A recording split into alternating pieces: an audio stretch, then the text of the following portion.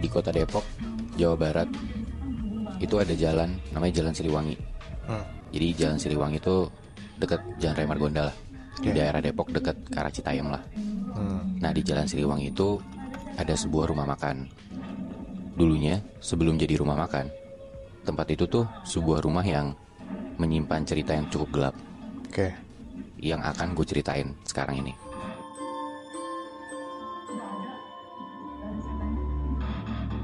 Nah cerita ini tuh gue dapet dari teman gue, sebut aja Helmi namanya. Kejadiannya di tahun 2011, si Helmi ini diajakin sama kenalannya lah, yang mana dulunya sering dia ngasih kerjaan juga. Si bosnya ini ngajak buat bikin bisnis travel agent. Nah mereka bikin bisnis ini bertiga. Ada si Helmi, terus namanya Ata yang jadi bosnya ini, sama Rinto. Nah si Ata ini ya kalau lu bayangin dia lebih senior lah dibanding Helmi sama si Rinto. Jadi dia bosnya, dia kayak dia yang punya duit juga. Nah dan si Ata ini punya satu properti di Jalan Siliwangi, rumah satu lantai cukup luas dan udah lama nggak dipakai. Rumah ini tuh peninggalan kakeknya. Nah mereka manfaatin ruangan-ruangan yang ada di rumah itu, tapi emang ada satu ruangan yang mereka tuh nggak pakai sama sekali dan mereka nggak sentuh. Ruangan yang nggak dipakai ini posisinya tuh ada di sebelah ruangan yang mereka nanti mau pakai jadi ruang meeting. Nah mulailah tuh mereka hari pertama ngebangun kantor ini, mereka beres-beres rumah dong, karena tadi kan gue bilang rumahnya udah nggak pernah dipakai gitu kan, jadi kotor berdebu segala macem. Mereka beres-beres termasuk ngecat juga, ngecat tembok. Nah mereka ngerjain tuh bertiga, ngecat tembok segala macem, sampai akhirnya jam 11 malam itu ngecat belum kelar. Nah Helmi ngomong dong, gimana nih udah jam 11 malam, besok nih cat harusnya udah kelar karena kita mau masukin barang. Nah terus Rinto ngomong, udah bang, gue yang kelarin aja sendiri. Bang Helmi sama bos Ata cabut aja. Tuh ya udahlah, akhirnya Ata dan Helmi cabut. Rinto berarti sendirian di rumah? Rinto sendirian ngecat. Gitu. Nah besokannya Helmi sama Ata datang ke kantor. Mereka datang masuk ke rumah. Ternyata pas mereka lihat, ini cat belum beres. Barang-barangnya masih tergeletak kayak kemarin, kaleng-kaleng juga masih kebuka. Terus si Rinto nggak ada. Bingung dong, mana nih si Rinto, kok ini belum beres, masih ada bagian yang belum dicat, barang-barang juga masih berserakan. Ditelepon lah Rinto, ditelepon nggak ngangkat. Sekitar jam 11-an siang lah, akhirnya si Rinto dateng. Ditanya dong, kok lu kemana, kok ini belum selesai catnya, kok lu tinggalin gini aja nggak beres gitu kan. Si Rinto akhirnya cerita, iya bang, sorry banget, gue tadi malam mau ngelarin sebenarnya, tapi gue takut. Ditanya dong sama Helmi, hah takut kenapa?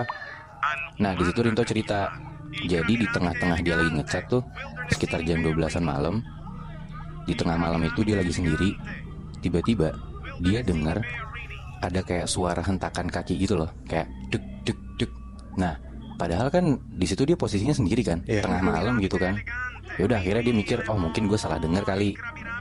Terus dia lanjut lagi ngecat. Dia lanjut ngechat, tiba-tiba dia dengar lagi tuh suaranya tuh, duk duk duk duk duk duk. Dia coba dengerin lagi kan, suaranya nggak berhenti-berhenti. Akhirnya dia coba nyari tuh, ini suara dari mana? Kok ada suara hentakan kaki? Padahal kan gue sendiri gitu kan.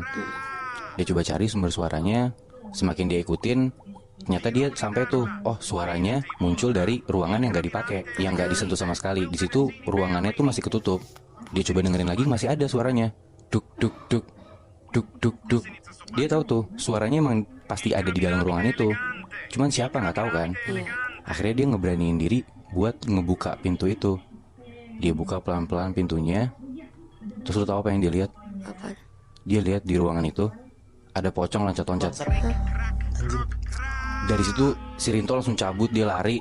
Nah itu dia yang bikin si Rinto tuh nggak ngelarin kerjaannya dia. Udah diceritain kayak gitu, si bosnya si Ata malah bilang, ya itu mah lu emang jarang sholat aja kali toh. Si Ata nih kayak ngedinai gitu. Udah kan. Terus semenjak kejadian itu, akhirnya ruangan yang mereka nggak pakai tadi, yang ada si pocongnya itu tuh akhirnya dikunci. Dan emang mereka tetap gak nyentuh sama sekali. Udah tuh, itu baru kejadian pertama. Nah ada satu hari Di situ tuh kondisinya mereka kerja lembur, tapi si kerjaannya Atta udah beres, si bos Atta udah beres, si Helmi belum beres. Nah, karena di rumahnya Helmi ini nggak ada internet, akhirnya Helmi harus lembur sendiri. Di zaman itu tuh, karena kan tahun 2011 mungkin belum banyak orang yang di rumahnya punya internet gitu kan. Makanya kayak ya gue nggak bisa ngelarin kerjaan gue di rumah, gue harus ngelarin di kantor gue gitu kan. Udah tuh dia kerja lembur sendirian. Sekitar jam 11-an malam dia ingat, oh gue belum sholat isya. Ya udah akhirnya dia sholat lah di ruangan kerjanya dia. Dia ambil wudhu, dia gelar sejadah, dia sholat. Mulai nih, Allahu Akbar. Tiba-tiba pas dia lagi sholat, lagi berdiri gitu, lehernya dia tuh kayak ditiupin gitu. Kayak dingin di lehernya gitu. Lu tahu kan kalau ditiupin gitu. Terus dia masih coba fokus di situ. Dia positive thinking segala macem. Dia coba sholat yang khusyuk. Dia ruku. Terus habis ruku dia berdiri lagi. Tiba-tiba dari samping kupingnya ada yang ngetawain dia. Terus di situ dia udah nggak bisa fokus lagi kan. Dia langsung buru-buru kelarin sholat. Dia tutup pintu ruangan kerjanya. Dia balik lagi kerja di mejanya. Dia coba kerja sambil fokus, sambil dia ngidupin lagu biar dia nggak takut. Dia kencengin tuh lagunya. Pas lagi di tengah-tengah dia kerja tengah malam itu, tiba-tiba pintu ruangan dia yang dia tutup tadi itu kebuka pelan. Muncul kepala cewek ngintipin dia.